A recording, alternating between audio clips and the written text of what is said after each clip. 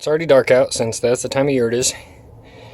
But first problem I'm going to fix, which I'm going to just barely keep track of video-wise, is there's a charging issue with the alternator. I drove it all the way home, about 60 miles, and then when I got here, it wouldn't start again. So I'm hoping to find the alternator pretty easily. Okay, that looks like the guy right there. Yeah, you see her. So basically, there's a possibility that A, it's not turning, which would be weird since clearly the belts look like they're decent. And B, it could be that the voltage regulator is fried on the alternator, so I'll have to figure out how to check that. And then C, it could just be a bad alternator, bad diodes, whatever else. So I'll look at getting in there and see what I can find. Alrighty, now let's see what we have got under here. Okay, I'm gonna poke past into the engine bay. There's our alternator. Now, I already popped under here for just a second, and it seems like there's a pretty obvious problem. Could be, I don't know, this guy, or maybe this guy, which also doesn't seem to be connected to anything. There's nothing connected to that, aside from... Nope, there's nothing there. Nothing connected to it at all. I'm pretty sure that's the output of this one. I'll check a diagram on it, but that was a lot easier than I was hoping it'd be. Great. And she's out of there. That wasn't so much work. Just had one to tension the belts on one side and another long one on the other. Although putting this back in might be a pain. Yeah, definitely could end up being a pain. But we'll figure it out. So, I have no idea if the camera caught any of that, but battery, field, little bitty screw for a supplemental ground. These are the only three I disconnected. This wasn't connected to anything. So, found a problem.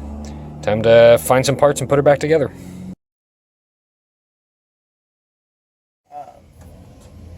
You have to make sure that the drives are actually exposed. Yeah. Let's see. We got a third pass. Nice. So we took our baby little alternator here to auto parts store. They ran a quick test. And looks like we're all good. So all I've done since is replace a few of the connectors. There was some broken wire on this one. This connector was pretty crappy. So I'm still not 100% sure what this wire does. I don't know if you remember it from when you saw earlier under the car. It looked like it used to be connected in the same place as the other positive battery wire, but this doesn't seem to be connected to either the positive or negative terminal of the battery. So my guess is that this might have been used at some point to charge like an auxiliary battery for powering the rest of the vehicle, but I have no way of checking that out right now since there aren't any auxiliary batteries. So I'm just going to leave it disconnected for now and tie it out of the way. Well, as you can see, we got this bad boy just about back in there, tightening up the bolt on the back. Got my replaced connectors all jammed in there. Figured out that it was a lot easier to get in here from the wheel well than from the bottom sometimes. So we'll get her fired up in a little while. Well, seems like we're all finished up for the night. I'm about to plug in this here trickle charger to start tipping the battery up, so she'll start the next time I come by. Alternator's all back in there. The belts are nice and tight, or fairly tight. And yeah, we'll see what happens next time I get out here. Well, we're back at it again, and it is nice and bright today. Ooh. Should be all charged up. Here we go. Fuel pump, engage, and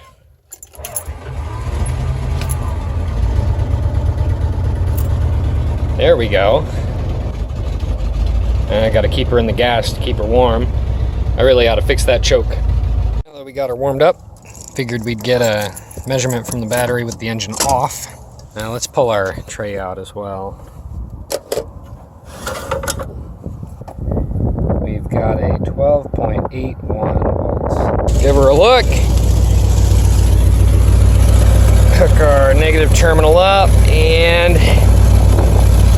now that doesn't look good. Looks like we didn't fix it yet. Damn.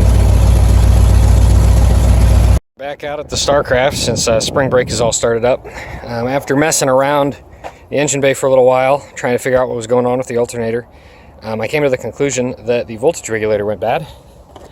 So we're going to try that later today, but I also made the mistake of leaving the fuel pump on, which in this Starcraft, somebody ended up installing an aftermarket fuel pump, so accidentally left this baby on for like a couple days, which means that this guy is definitely very flooded right now. So I'm gonna let that boil off, check out the oil after I'm done doing that. But for now, we're gonna take a look at the front brakes, because I know that these guys were locking up on the way home, and that really doesn't feel good in a monster this big. So let's get some stuff under it. Well, I've got her up, and I promise it's not quite as sketchy as it looks. Got both a jack and a jack stand under there, up on the frame. So I didn't want to bring it too much higher to get this tire out, just because. But it's out of the way enough to work on the drum, hopefully. I want to look up how to do that. Oh, she's ready to come off. I'm going to need both hands for this, though. She is out of there. I'm really hoping that an obvious problem comes up when I'm looking through this. But from first glance, everything looks pretty normal. I'll take a closer look, but I was having an issue where the brakes would lock up on the way home. So I was expecting to see debris or a lot of rust in here, and honestly, these look newish. Like, there's not a whole lot of wear in those drums. I'll have to do some thinking. So I asked a buddy what he thought about this, and he thought that the wheel cylinder here might have rusted on the inside.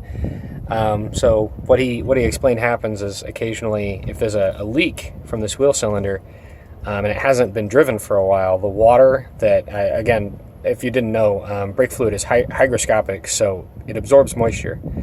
And if you let it sit for long enough, that moisture can start to rust away at the insides of these wheel cylinders. This side I peeled off, it looked pretty clean. This is just, again, first check, but this one's got a ton of rust kind of just falling out of it right now. So there's, a reasonable chance that it's this wheel cylinder. Again, I only really felt this front right side lock up. It didn't feel like it happened to the left side.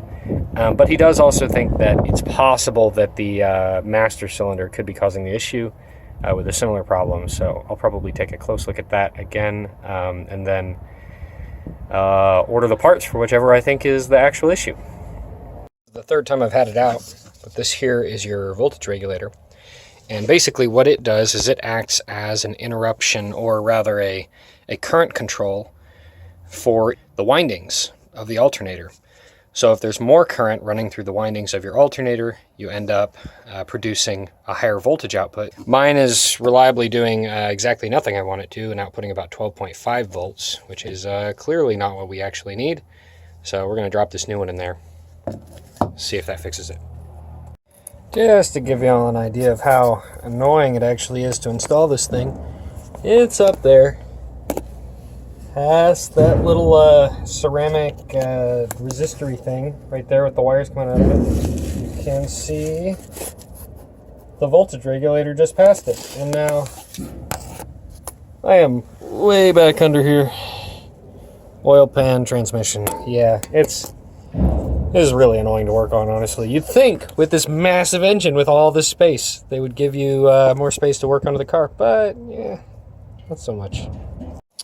She's back in, buried under that mess of wires that who the heck knows actually installed. I really hope that's not factory, because Jesus, that's pretty bad.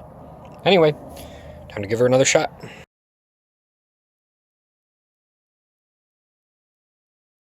Ha! We've got it! We've done it! That's what I like to see! Look, Morty, we've done it! We built our own spaceship! What do you think of that, Morty?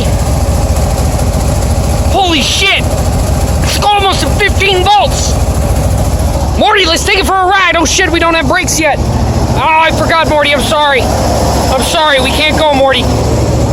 My bad. No, we don't even have a wheel attached, Morty. I feel terrible about this. I'm sorry. Well, we'll try it next week. So long, Starcruiser. And tune in next week or whenever the hell I actually upload another video for getting these damn brakes fixed. So long.